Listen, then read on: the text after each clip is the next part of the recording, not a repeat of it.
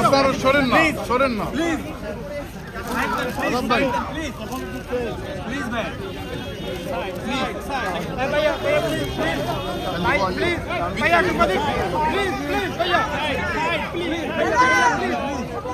Please move. Please move. Please move. Please move. আরে এখানে block করো।